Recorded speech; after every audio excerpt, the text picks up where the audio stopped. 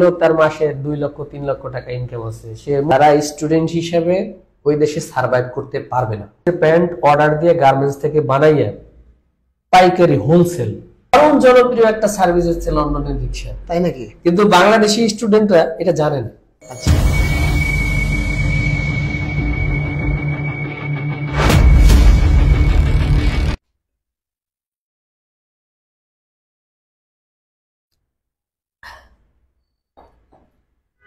Hello সবাইকে, সবার কি অবস্থা? শ্রীমঙ্গল পডকাস্টে জানাই আপনাদেরকে এপিসোড নাম্বার 2 এ আবারও অভিনন্দন এবং শুভেচ্ছা।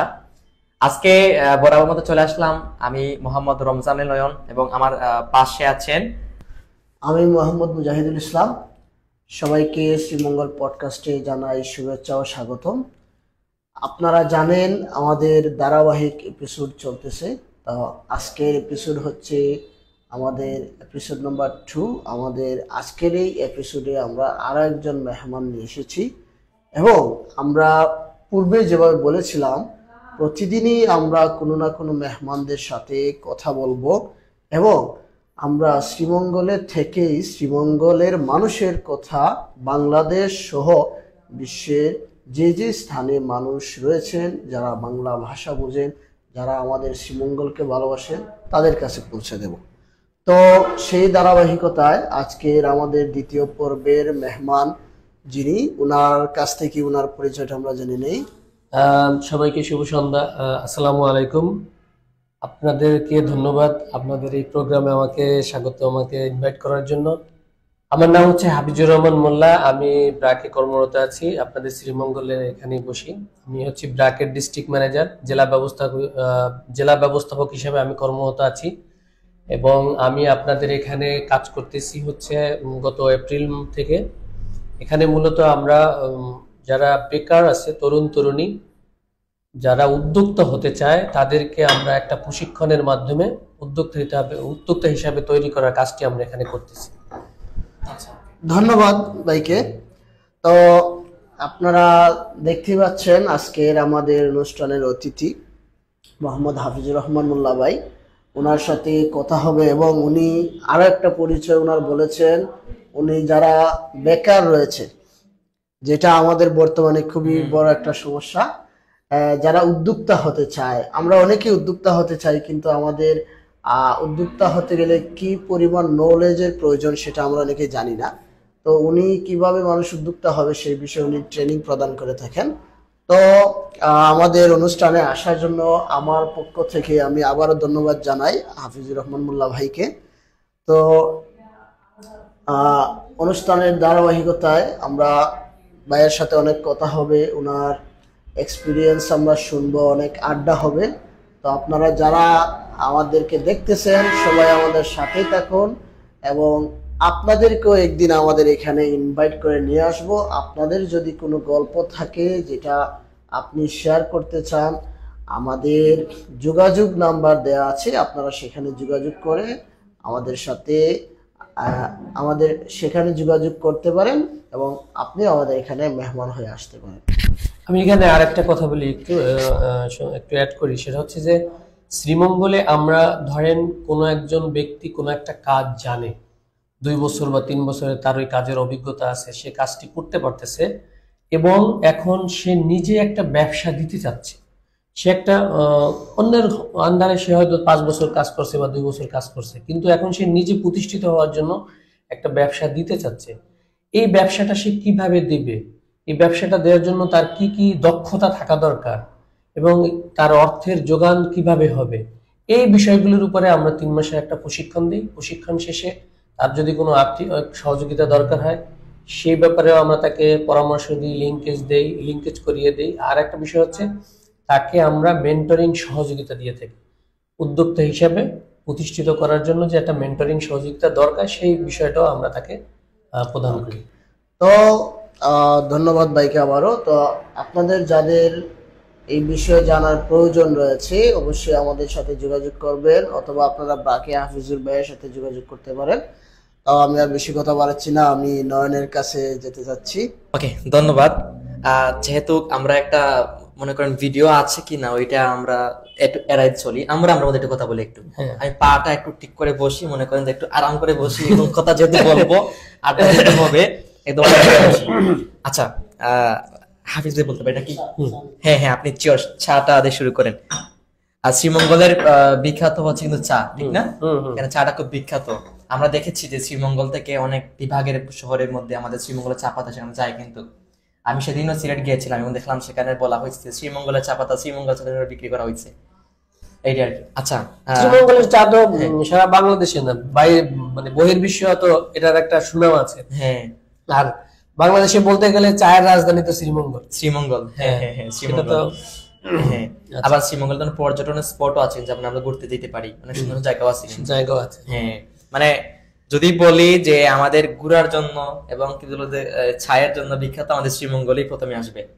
আচ্ছা, আমি আরেকটা জিনিস বলি, আমার গ্রামের বাড়ি হচ্ছে গোপালগঞ্জ, কোটালীপাড়ায়। হ্যাঁ, তো প্রথম যখন আমাকে ব্র্যাক চাকরির সুযোগ দেয় এবং বলে যে আপনার পোস্টিং হচ্ছে শ্রীমঙ্গল, হ্যাঁ, আপনার হয়তো আপনি জেনে থাকবেন যে এখান থেকে গোপালগঞ্জ যাইতে অনেক দূর, কিন্তু অনেক সময় লাগে। তো বিষয়টা হচ্ছে যে প্রথমে অনেকে আমাকে বলছে এত দূরে যাবা চাকরি করতে, এখানে কি আসলে ভাল লাগবে, বিষয়টা কেমন হবে, তুমি ওইখানে থাকতে পারবা না, কারণ এত দূর থেকে যে কিভাবে চাকরি করবো।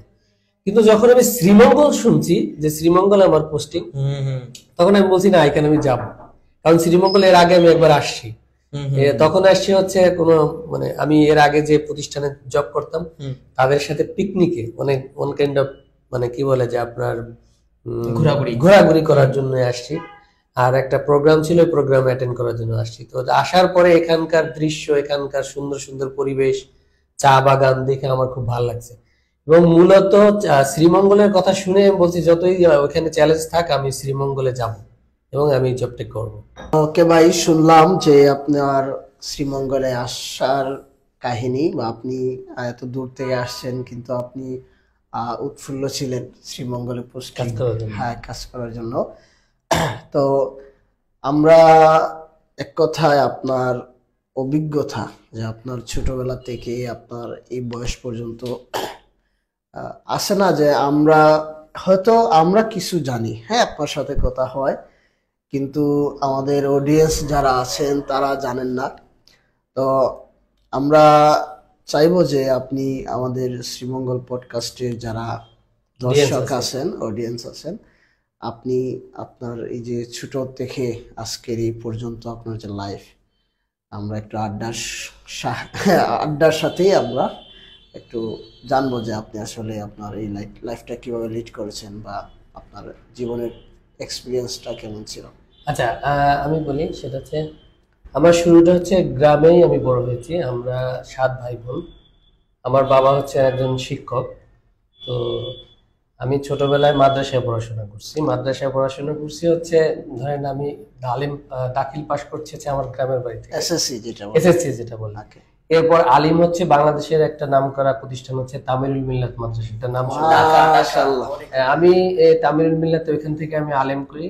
আলেম পাশ করার পরে ঢাকা ইউনিভার্সিটিতে ভর্তি হই। ভাই, এই ক্ষেত্রে কিন্তু আমার একটা বিষয় অ্যাড করতে হয়।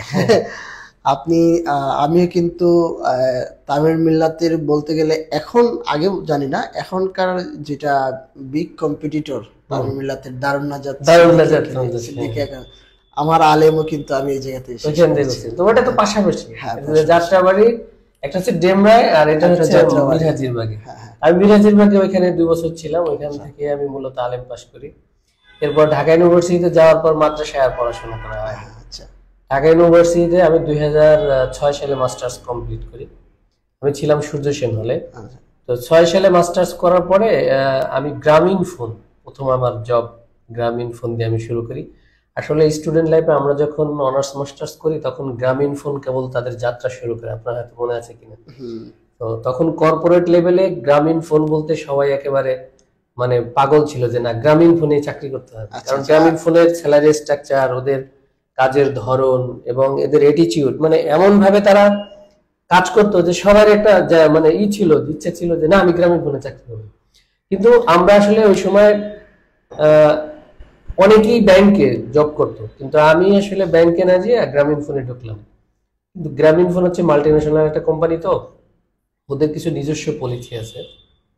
তো গ্রামীণ ফোনে মনোযোগ দিয়ে জব করার কারণে হোক আর যাই হোক, আমরা যখন গ্রামীণ ফোনে ঢুকি তখন গ্রামীণ ফোনের গ্রাহক সংখ্যা ছিল 10 লক্ষ, এবং গ্রামীণ ফোনের কর্মকর্তা কর্মচারীদের মানে প্রবল ইচ্ছা আকাঙ্ক্ষা কাজের কারণেই এরা খুব দ্রুত 1 কোটিতে পৌঁছে। আপনার আমাদের যতটুকু মনে পড়ে, আমাদের যখন মোবাইল কিনি তো আমাদের প্রথম সিম ছিল গ্রামীণ ফোন।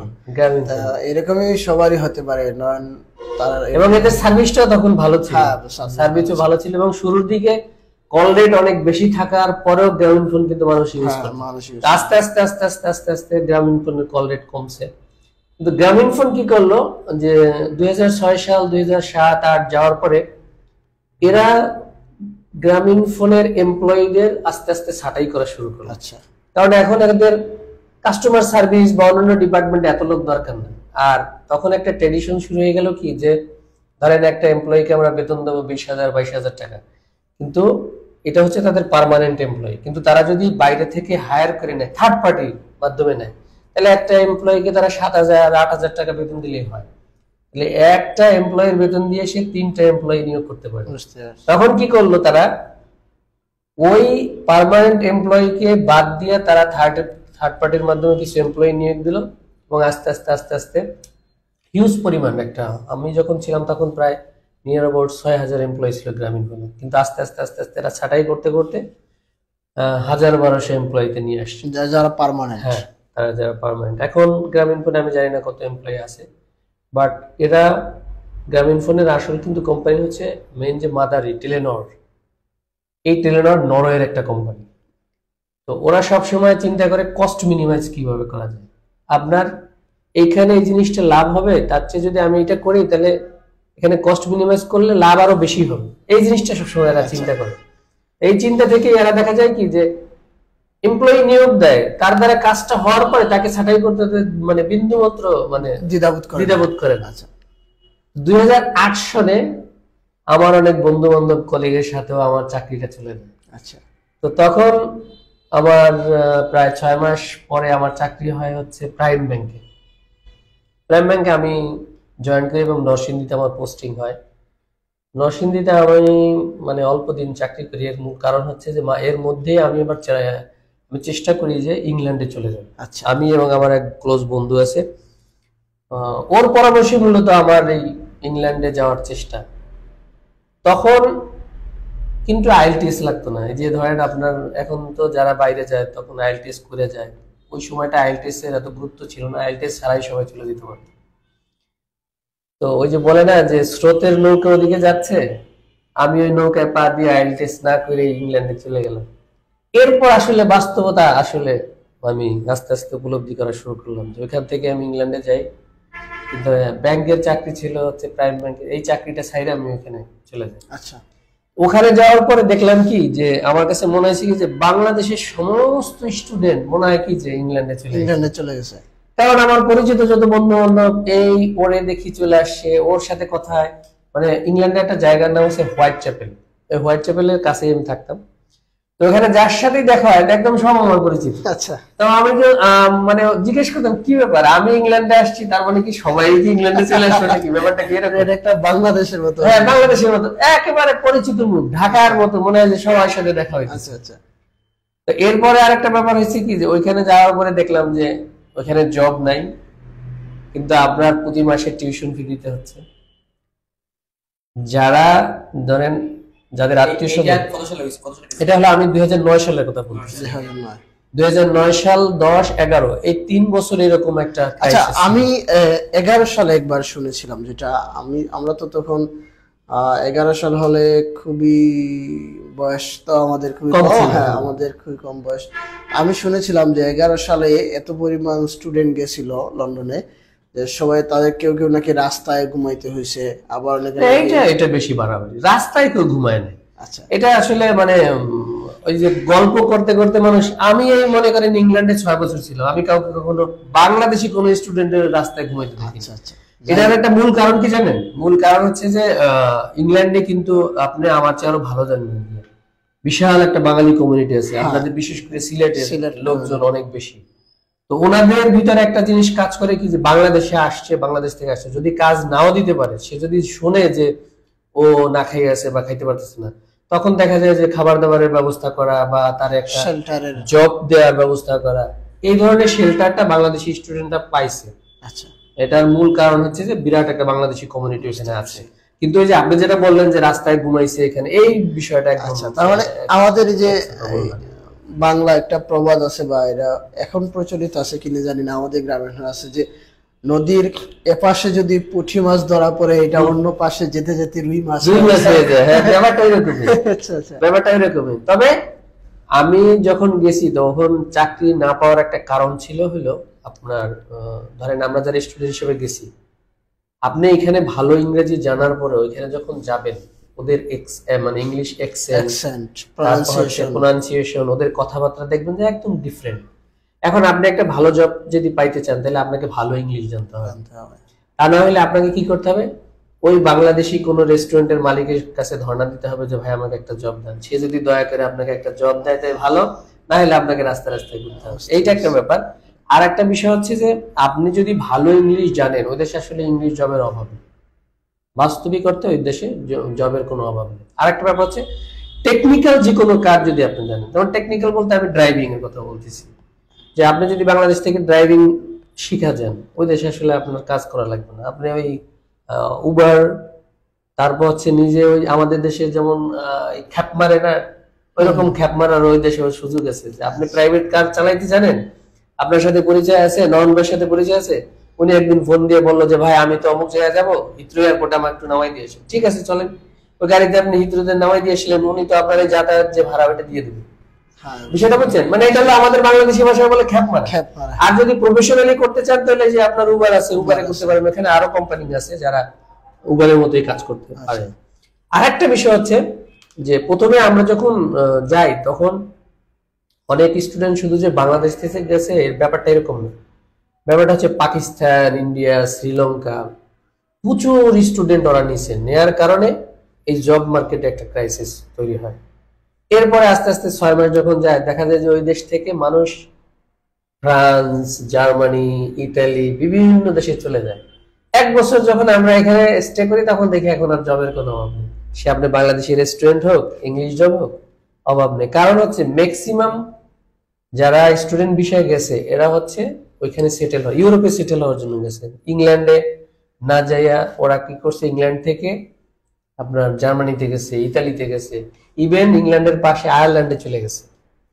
তো তখন যারা স্টুডেন্ট হিসেবে ইংল্যান্ডে ছিল তাদের আসলে কাজের কোনো ক্রাইসিস ছিল না। কিন্তু সমস্যা হচ্ছে ইংল্যান্ডের প্রশাসন কিছুদিন পর পরই তাদের আইন কানুন স্টুডেন্টদের জন্য এই শিথিল করে আবার কঠোর করে। তো তখন যারা ছিল তাদের প্রবলেম ছিল হচ্ছে, ধরেন আমি মাসে ইনকাম করতেছি হয়তো 1400 পাউন্ড বা 1500 পাউন্ড, কিন্তু আমার খরচ আছে 1200 পাউন্ড, 1300 পাউন্ড। তো আপনি ইংল্যান্ডে যাওয়ার পরে দেখা যাবে কি স্বাভাবিকভাবে ফ্যামিলির একটু এক্সপেকটেশন থাকে যে ও লন্ডনে আছে, আমার জন্য কিছু টাকা পয়সা পাঠায়, টাকা বাড়াবে, একটু বেশি, একটু ভালোভাবে চলবে, এরকম একটা না। তো এই জিনিসটা তখন হ্যাম্পার হয়।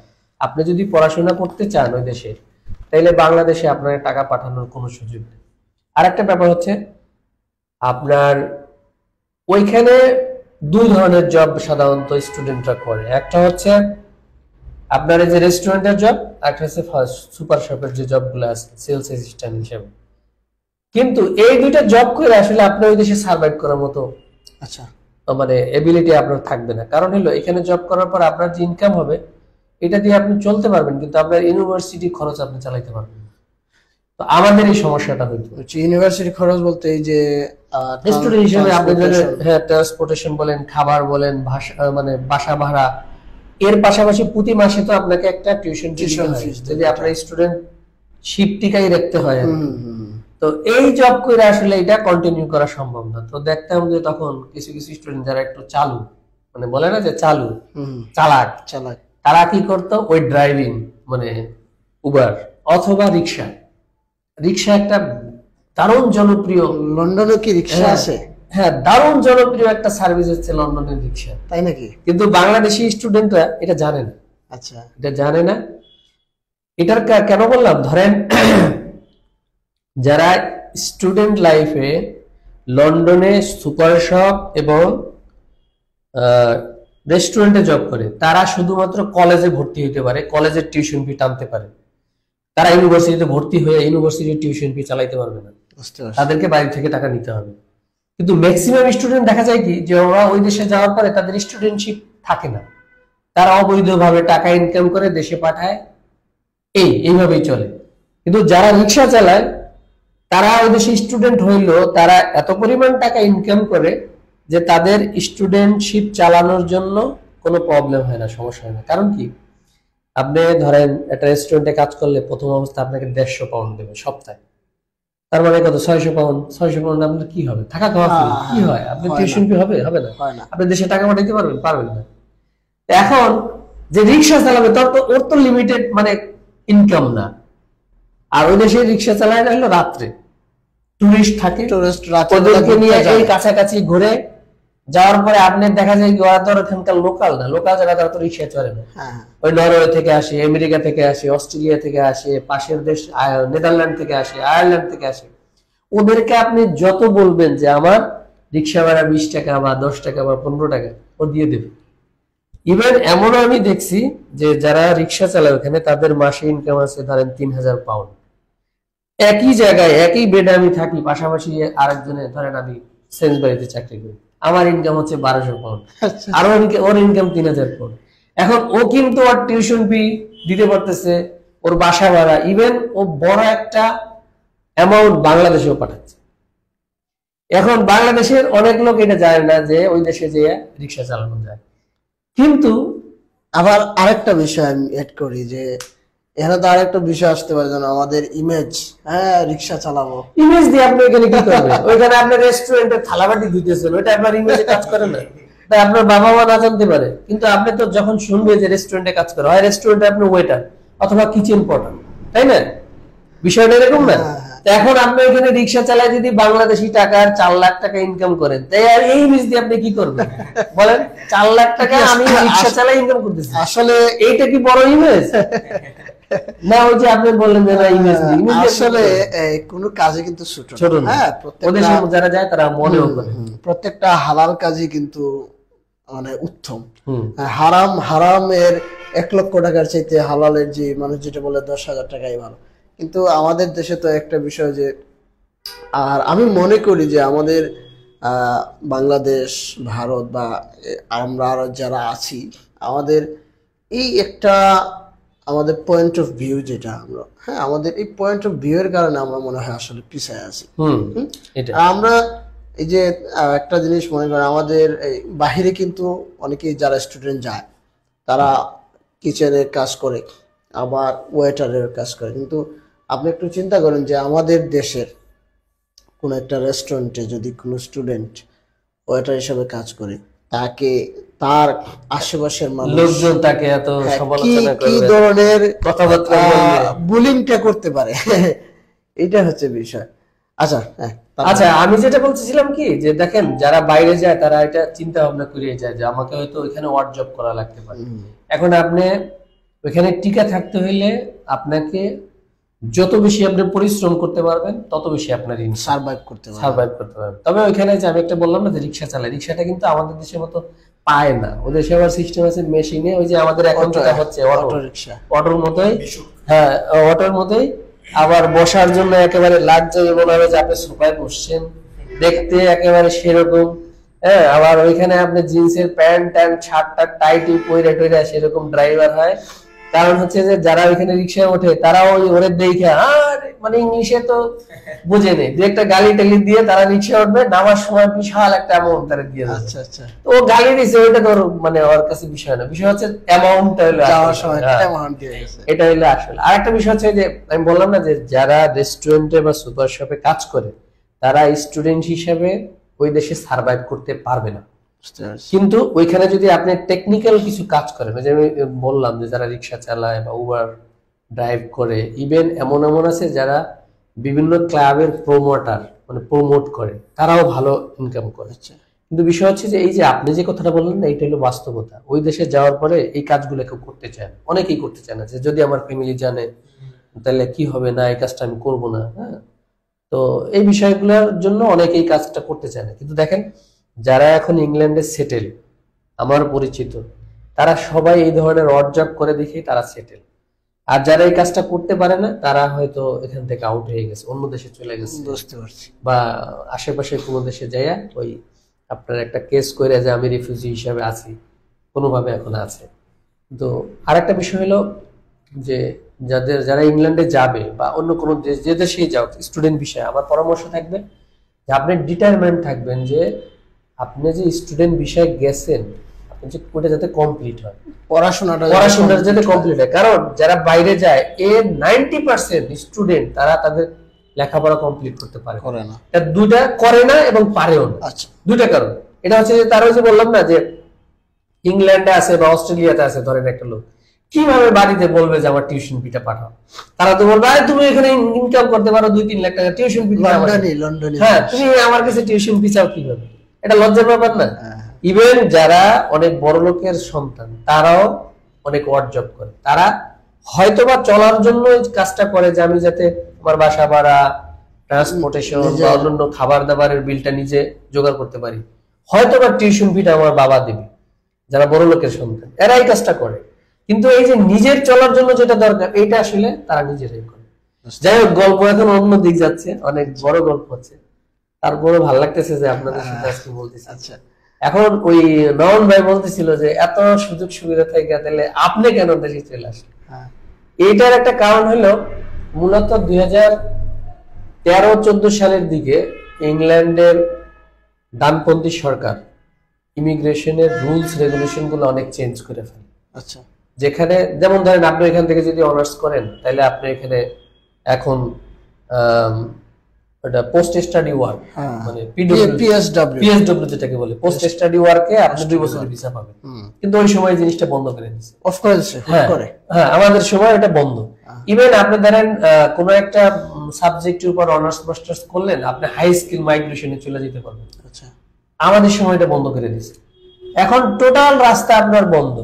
হয় আপনাকে ইলিগাল হইতে হবে, না হয় আপনাকে বাংলাদেশে ব্যাক করতে হবে, দুইটার একটা। আর না হয় অন্য কোনো দেশে, হ্যাঁ, অন্য কোনো দেশে চলে যেতে হবে। কিন্তু আসলে কি আমি অনেক ফেড আপ হয়ে গেছিলাম। এটা বুঝি একটা হচ্ছে, আমি তখন বিবাহিত, আমার একটা ছেলে সন্তান ছিল, আমি ওদেরকে নিতে পারতেছি না। এক সেকেন্ড হচ্ছে আমি ওই দেশে সেটেল হইতে পারতেছি না। তাহলে আসলে কি করা উচিত? তখন আমার ক্লোজ এক বন্ধু ছিল, সে বললো কি যে ভাই আপনি আয়ারল্যান্ড চলে যান। তখন কিন্তু আমার 6 বছর হয়ে গেছে। আচ্ছা, অলরেডি 6 বছর হয়ে গেছে। আচ্ছা, এই 6 বছর মোটামুটি ধরেন চলছি, টাকা পয়সা ইনকাম করছি, দেখছি, পাঠাইছি, আবার নিজে খরচ করছি, ভালোই ছিলাম। কিন্তু এখন একটা দেশে যদি আপনি সেটেল না হইতে পারেন, আপনার যদি এখানে কাগজপাতি না হয়, তাহলে তো আসলে কোনোভাবে আপনি শান্তিতে থাকতে পারবেন না। এটা মিডল ইস্টের মতো। এবার ধরেন আমার যে ক্লোজ ফ্রেন্ড আমার সাথে গেছে, ও তো আনমেরিড, ও বিয়ে করে ফেলছে, ওর সেটেল ওই দেশে বিয়ে হয়ে গেছে। ওই দেশে সে বাঙালি একটা মেয়েকে বিয়ে করছে, যে যার বোন বটাপ সে ওইখানে। আচ্ছা, তো ওর কাগজপাতি হয়ে গেছে। এখন আমি কি করবো? আমার তো অলরেডি ম্যারিড। হ্যাঁ, আমার ম্যারিড, তখন আমার ছেলের বয়স তখন 2 বছর। আচ্ছা, তো এখন আমি কি করব? তো এই চিন্তা থেকে আসলে মূলত যে না, আসলে এখানে সবাই পরামর্শ দিচ্ছিল যে আপনি আয়ারল্যান্ড যান, আবার নতুন করে শুরু করবো, এটা তখন মাথায় কাজ করতেছিল না। তো ভাবলাম যে আসলে ঢাকা ইউনিভার্সিটি থেকে অনার্স মাস্টার্স করছি, বাংলাদেশে গেলে কিছু না কিছু একটা করতে পারবো। আবার এই যে লন্ডনে কি মাস্টার্স করতে গেছিলেন? না, ওইখানে থেকে আমি বলি, এই যে আপনারা এতক্ষণ যে গল্পটা শুনলেন না, আসল বাস্তবতা এবার শোনেন। আসল বাস্তবতা হচ্ছে কি, আমি আসলে ওইখানে গেছিলাম এসিসিএ করতে, ওই যে চার্ট অফ অ্যাকাউন্ট আছে না, যে যারা সিএ করে যেটাকে, তো ইংল্যান্ডে ওইটা হচ্ছে এসিসিএ। তো ওইখানে যাওয়ার পর ওরা আমাকে একটা অ্যাসেসমেন্ট করে। অ্যাসেসমেন্ট করার পর আমি তো মূলত আসলে আর্টসের স্টুডেন্ট, কিন্তু এসিসিএ করা আমার জন্য ডিফিকাল্ট ছিল। তো তখন ওই কলেজ থেকে ওরা আমাকে অফার করলো কি, তুমি আসলে এই কোর্সটা কমপ্লিট করা তোমার জন্য অনেক কষ্টকর হবে, তুমি তার চেয়ে বিজনেস ম্যানেজমেন্টে ভর্তি হও, আমরা তোমাকে ট্রান্সফার করে দিই এখানে, তুমি এটা কমপ্লিট করো। তো ইংল্যান্ডে হচ্ছে সমস্যাটা হলো, ধরেন আমি যে কলেজে অ্যাডমিশন নিয়ে গেছি, এই কলেজ কিভাবে চলে, এটা রেগুলেশন, রুলস রেগুলেশন গুলা যারা মনিটর করে এরা খুবই স্ট্রং। আমাদের দেশের মতো না, ঘুষ দিলাম সব ঠিকঠাক করে নিলাম, ব্যাপারটা এরকম না। কলেজ যদি ঠিকঠাক মতো না চলে, কলেজের ক্লাস বা ওদের যে রুলস রেগুলেশন গুলো আছে এগুলো যদি ফলো না করে কলেজ, তাহলে কলেজ ওরা বন্ধ করে দেয়, শাটডাউন করে দেয়। তো প্রথম যে কলেজে গেলাম, টাকা পয়সা বাংলাদেশি টাকা 2.5 লক্ষ টাকা টিউশন ফি দিয়ে গেছে। 3 মাস পরে কলেজ এটা বন্ধ।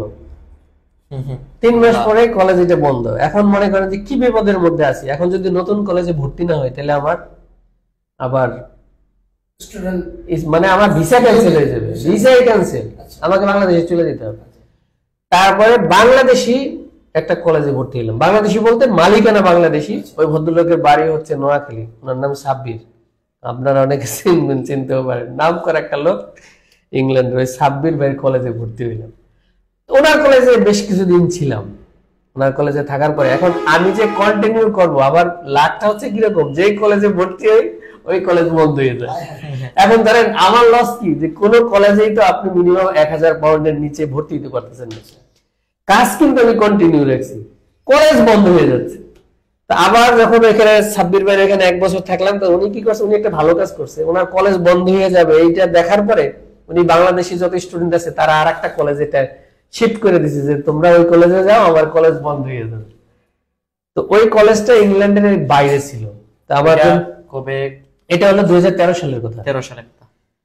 তো না, শুরুর দিকে যে বললাম যে শুরুতে মানে আপনার একটা কলেজ বন্ধ হয়েছে, তারপরে যে সাব্বির ভাই কলেজ বন্ধ হয়েছে, এরপর 13 সালে যে আমি একটা নতুন কলেজে ভর্তি হই। ওই কলেজে ভর্তি হওয়ার পরে কিছুদিন ক্লাস করার পরে বাংলাদেশে আসলাম একটু দেখার জন্য, মানে জাস্ট অনেকদিন। 9 সাল থেকে 13 সাল 4 বছর থাকলাম, বাংলাদেশে আসি নাই। তখন বাংলাদেশে আসি, আমি যখন ইংল্যান্ডে আবার ফিরে যাই তখন যে শুনি কলেজ সেটাও বন্ধ। বুঝতে পারছেন? এখন সবাই পরামর্শ দিল, এখন যদি ভালো একটা কলেজে ভর্তি না হই তাহলে আমার স্টুডেন্ট যে ভিসা রয়েছে এই ভিসাটা আমার ক্যান্সেল হয়ে যাবে। তখন কিন্তু ওরা ভিসা দিতে এরকম একসাথে 4 বছরের ভিসা, তারপরে আপনি আবার 2 বছরের কোর্স করছেন, 2 বছরের ভিসা, এরকম। তো 4 বছরের ভিসা অলরেডি আমার মানে শেষ হয়ে গেছে। এরপরে নতুন করে আবার আমি 2 বছরের ভিসা নিচ্ছি। তো যাই হোক, এরপরে একটা কলেজে ভর্তি হয়েছি। ওই কলেজে মানে মোটামুটি আসার আগ পর্যন্ত ওই কলেজেই ছিলাম। কিন্তু ওই আমি ঢাকা ইউনিভার্সিটি থেকে মাস্টার্স করার এই কারণে আসলে আমার টেন্ডেন্সি ছিল না যে আমি অনার্স করব, মাস্টার্স করব, বা এই কোর্সটা কমপ্লিট করলে আমার জন্য ভালো হবে। এই পরামর্শ কেউ দেয় নাই যে কষ্ট হইলেও করো।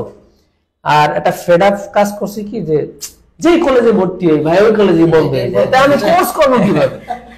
ধরেন আমি একটা কলেজে ভর্তি দিচ্ছি, আচ্ছা ঠিক আছে, আমি 2 দিন নিয়মিত ক্লাস করতেছি, 3 দিন নিয়মিত ক্লাস করতেছি, কলেজটা বন্ধ হয়ে গেল। এখানে তো আপনার কোনো দোষ নাই। আমার তো কোনো দোষ নেই। এখন ওই কলেজ ঠিকমতো ক্লাস করায় না, ওই কলেজ ঠিকমতো সরকারের ট্যাক্স দেয় না, তারপর হচ্ছে ওই কলেজ যেভাবে নিয়ম নীতি অনুযায়ী চলার কথা ছিল সেই নিয়ম নীতি অনুযায়ী চলে না, ওরা কলেজটা বন্ধ করে দেয়। কলেজ বন্ধ হইলে মালিকের কোনো ক্ষতি হয় না, ক্ষতি হয় যারা স্টুডেন্ট হিসেবে ওখানে আছে তাদের, কারণ তারা তো টিউশন ফিটা ফেরত পায় না। এখন ধরেন এইভাবে যে আমরা ওইখানে সার্ভাইভ করি, আমাদের ফ্যামিলি কিন্তু এই জিনিসটা বোঝে না, বা তারা জানেও না, তাদের সাথে আমরা শেয়ারও করি না যে আমরা এখানে এই ধরনের বিপদের মুখে আছি, আমাদের ভিসা নিয়ে এইসব ক্রাইসিস। তো অনেকে আবার কি করে, ধরেন বিভিন্ন ধরনের কেস করে দেয়, যে আমি তখন তো আওয়ামী লীগ সরকার ক্ষমতায়, সবাই ওখানে তারেক জিয়া আছে, সবাই বিএনপি হয়ে কেস করে, অথবা কেউ বলে যে আমি জামাতের কর্মী ছিলাম, আমি এখন খুব কি বলে আমি নির্যাতনের মধ্যে আছি, আমাকে দেশে গেলে মেরে ফেলবে, আমাকে আপনারা আশ্রয় দান করুন, এরকম কেস টেস করে। কিন্তু আমরা ওইসব নিয়ে চিন্তা করিনি। এরপরে যখন আপনার 2015 সালে একেবারে বিপদে পড়ে যায়, তখন আমি এই একটা কেস করছিলাম যে সবার দেখা দেখি আর কি, যে যাতে কোনো মতে আমাকে ওই দেশে আশ্রয় দেওয়া হয়।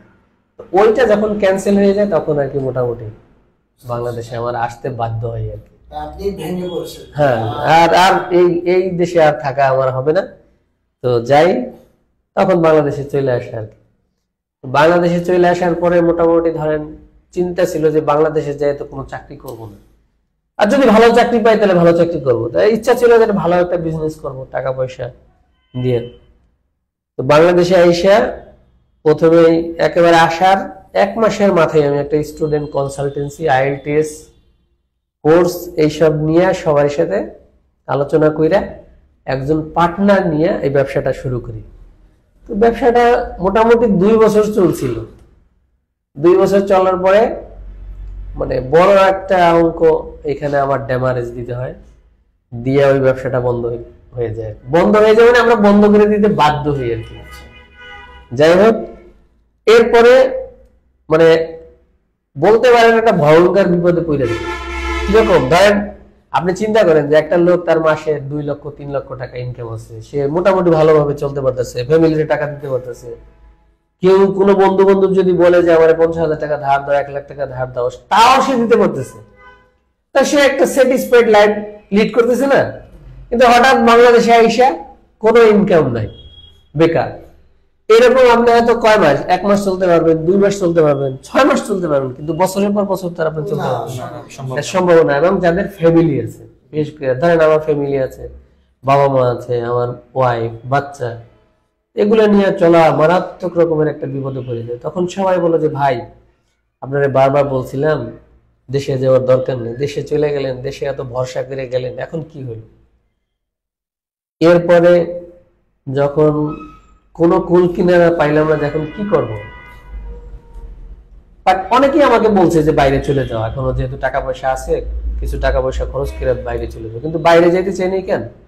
যে আসলে 6-7 বছর পার করে আসলাম, ওইখানে আসলে কিছুই করতে পারলাম না, আবার যাব ওইখানে। তো আপনার মতো আমার মতো এরকম অফিসিয়াল জব না যে আপনি অফিসিয়াল জব করতে পারবেন। আপনাকে হার্ড ওয়ার্ক করতে হবে, পরিশ্রম করতে হবে। পরিশ্রম যত করবেন আপনার তত ইনকাম। পরিশ্রম করতে পারতেছেন না, আপনার কোনো ইনকাম নেই। আবার যে সেই কায়িক পরিশ্রম দিয়ে টাকা ইনকাম করে দেশে পাঠাবো, সবাই নিয়ে চলবো, তার চেয়ে দেশে যদি মানে মাসে অন্তত 30,000-50,000 টাকা ইনকাম করতে পারি তাও ভালো। এই চিন্তা চেতনা থেকে আবার একটা ব্যবসা দিলাম। তখন ওই যে স্টুডেন্ট কনসালটেন্সির বিজনেস দিলাম না, ওইখানে এক ভদ্রলোকের সাথে পরিচয় হয়, আমার রুবেল ভাই। তো উনি বললো যে ভাই, উনিও ওই ব্যবসার সাথে জড়িত ছিল, যে আসলে এই ব্যবসা আপনার দ্বারা আমার দ্বারা সম্ভব না, আমরা চলেন অন্য একটা ব্যবসা করি। আমার একজন পরামর্শ দিছে, আমরা সেই ব্যবসাটা করব। তো ওই ব্যবসা করলাম হচ্ছে, সেই ব্যবসাটা হলো কি, যে জিন্সের প্যান্ট আছে না, এই জিন্সের প্যান্ট অর্ডার দিয়ে গার্মেন্টস থেকে বানাইয়া পাইকারি হোলসেল। ঢাকায় একটা মার্কেট আছে, মিরপুর 1 নম্বরে কলেজ মার্কেট বলে, ওই মার্কেটে উনি একটা দোকান নিল, নিয়ে আমাকে পার্টনার হিসেবে নিল। তো ওই গার্মেন্টস থেকে লোকজন ওই প্যান্ট গুলো বানাই দেয়, আমরা ওইটা সেল দিই। তো ব্যবসাটা দেখলাম মোটামুটি ভালোই চলে।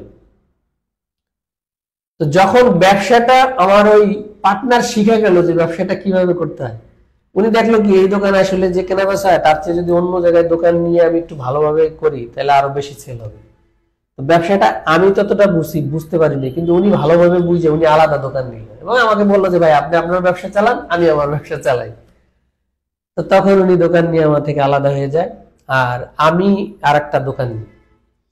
ওই সময় তো জানেন যে পূর্বের যে প্রধানমন্ত্রী ছিল উনি আমাদের এলাকার, ওই সময় ব্যবসাটা চলতেছিল, তো ব্যবসা খুব লাভ করতেছিলাম। যে মানে ব্যাপারটা এরকম না, মানে কোনো মতে আমরা একেবারে শুরু করছি, তো অল্প অল্প লাভ হচ্ছিল, চলার মতো। কিন্তু মানে লাভ করে সংসার চালাবো, ব্যবসা আরো বৃদ্ধি করবো, এরকম কিছু হচ্ছিল না।